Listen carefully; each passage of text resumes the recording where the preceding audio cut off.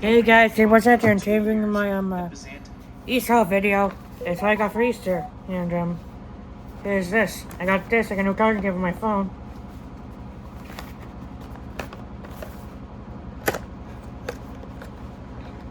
Oh yeah, the most evil is an Empire video.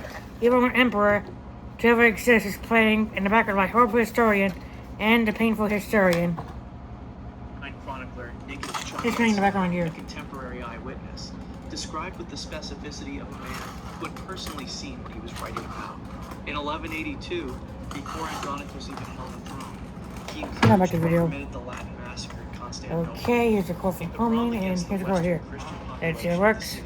In which tens of thousands of Latin merchants, craftsmen, and their families were killed, enslaved, or sold to Turkish traders, with the heads of papal legates dragged through the city streets.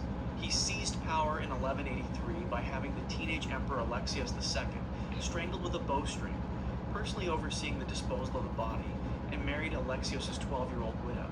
His 2-year reign featured executions by burning, drowning, blinding, and crucifixion. Nobles were killed alongside their families. Accusation required no evidence beyond the emperor's suspicion. In September 1185, he was overthrown by Isaac II Angelus and handed to the crowd of Constantinople. Nikita Shoniate's records what followed in detail. His right hand was cut off, one eye was gouged out, his teeth and hair were pulled out, boiling water was poured over his face, and he was hung upside down between 2 pillars for the crowd's entertainment. He reportedly died quoting the Book of Job. Constantine V. His enemies called him Copronymus, the dung-named, claiming he had defecated in the baptismal font at his own christening. The story was certainly invented by the monks who despised him, which is itself revealing. His campaign against Byzantine monasticism and religious icons was so violent that the monastic writers who controlled the historical record responded by covering him in excrement, literally and rhetorically, for 13 centuries. Constantine V, who ruled from 741 to 775 AD, was a capable military emperor who won significant victories against Bulgaria and the Arabs. He was also the most aggressive persecutor of monks and icon veneration in Byzantine history.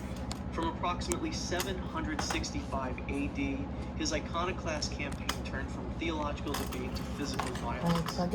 Monks who refused to trample on religious icons, or who declined to violate their celibacy vows by marrying nuns, were blinded, had their noses amputated, were drowned in weighted sacks, or were paraded through the hippodrome while crowds pelted them with filth. The patriarch of Constantinople, Constantine II, it's mind control, you idiot. Your godhead doesn't do what they hear themselves. Hey, you made a mess. That you're gonna get out of their teeth and kill themselves. Yikes. Now that's evil. The monks who survived him wrote his history, which is why his name means dung, and why it will continue to mean dung until there are no more historians left to read it. If you want to see more, click the video on screen now.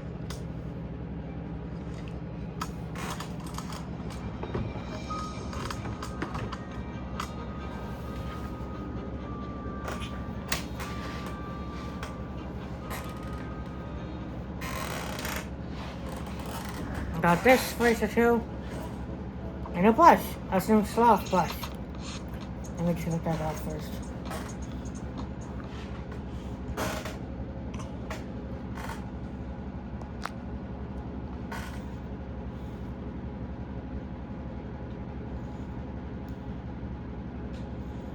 Now I'm gonna pray the most horrible queens ever exist by horrible historian.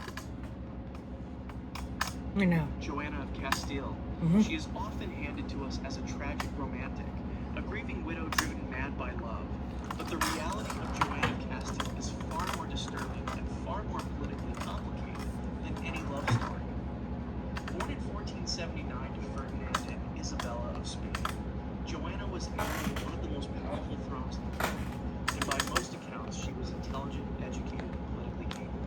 Her husband, Philip I of Burgundy, known as Philip the Handsome, died suddenly in September 1506, and what happened next became the foundation of her legend. Contemporary accounts describe Joanna refusing to allow Philip's coffin to be sealed, traveling with his corpse across the dusty roads of Castile, and reportedly opening the casket at intervals, whether out of grief, denial, or suspicion of foul play depending on which account you believe. That image, a queen in black robes trailing a rotting coffin through the Spanish interior, became the There's defining stuff portrait in of her here, life. Ted. But here's the Oh yeah, I thing got about this too. almost I got another binder. every reason to make her look What was second binder?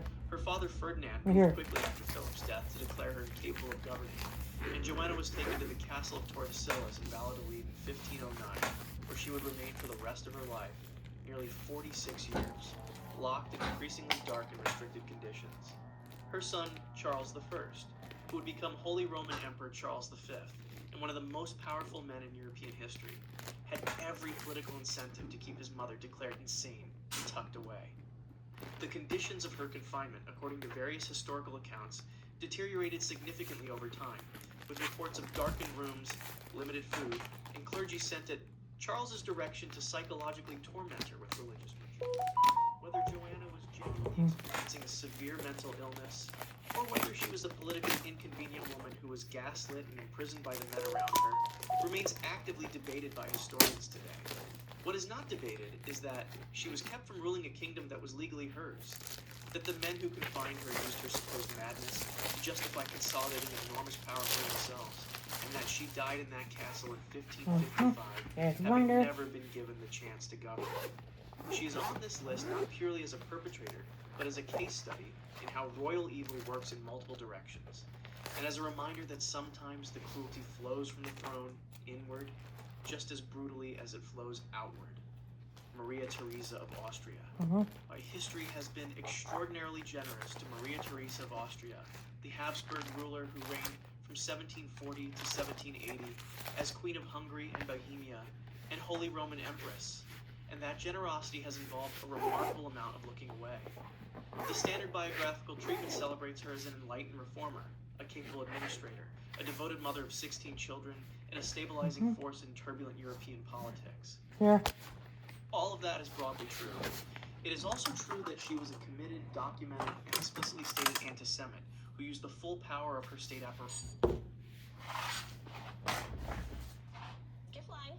The amateur critic. I know her well. Let's make sure her look is as hot as her takes. The down-to-earth woman who keeps power of her state apparatus to persecute Jewish people, and who refused to back down even when her own advisors, foreign dignitaries, and the Pope himself pushed back on her edicts.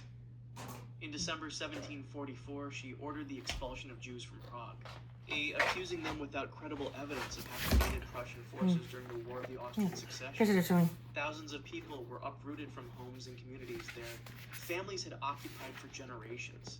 The expulsion was partially reversed by 1748, but only under significant economic pressure from merchants and foreign powers who pointed out that it was damaging Austria's trade, not because Maria Theresa had any change of heart. Her private correspondence on the subject of Jewish people is some of the most explicitly contemptuous writing produced by any European monarch of the 18th century. Language so harsh that it has made modern Habsburg historians visibly uncomfortable when they are forced to quote it directly. She wrote of Jewish people as a plague on her dominions, as deceivers, as people she wished entirely removed from her presence. These were not offhand remarks made in anger. They were considered policy positions she acted on repeatedly. Beyond her anti-Semitism, she also established what became known as the Kuschheits Commission, or Chastity Commission, an actual state agency active from roughly the 1750s onward, whose function was to surveil the private sexual lives of ordinary Viennese citizens, arrest people suspected of prostitution or adultery, and impose penalties on behavior the Crown deemed morally impure. This was not a minor bureaucratic footnote. It was a secret police force for people's bedrooms, operating in one of Europe's most sophisticated capital cities. Her daughter was Marie Antoinette, and the cold, controlling letters Maria Theresa sent her daughter in France reveal a woman capable of real emotional cruelty in her most intimate relationships. The lesson of Maria Theresa is that competence and cruelty are not opposites. They can coexist in the same person, on the same throne, signing the same documents on the same desk on the same afternoon. Catherine de Medici. Catherine de Medici arrived in France in 1533 as a 14-year-old Italian girl marrying the future King Henry II. Yes, I never guys, it's end of like I got phrase my history my 2026 Easter haul. Just in the video, guys. Bye. Genuinely catastrophic ways. Yeah, it's in the Henry videos too. II Right here. died in a jousting accident Bang in mark one here. And there's a 1559. yes I got. Catherine became the dominant political force in the French court, serving as regent during the reigns That's in the video, guys. It's Keyboards I got. Signing out. Bye.